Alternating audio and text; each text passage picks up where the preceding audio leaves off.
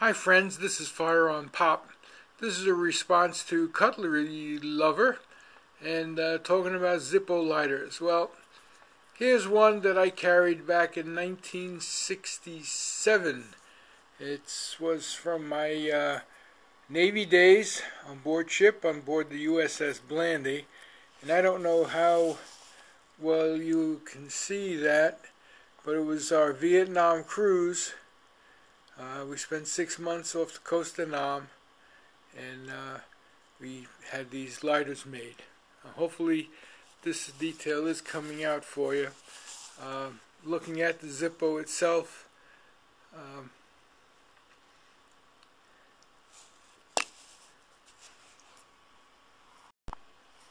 okay, the insignia on this says USS Blandy DD 943 South Vietnam 1968. 1968. And I used this well when I was on board ship.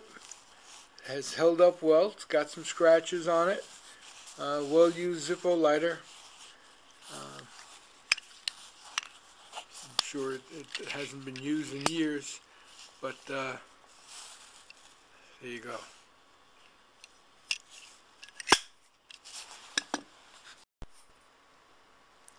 Okay, the best I can make out after the O in Zippo, there's 3 lines. Just 3 up and down lines. I have no clue what that means. I don't know if I can get a good shot of it or not.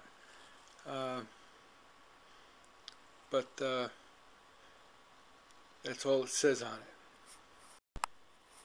And on the inside, unfortunately, from in and out, it's worn most of the writing off.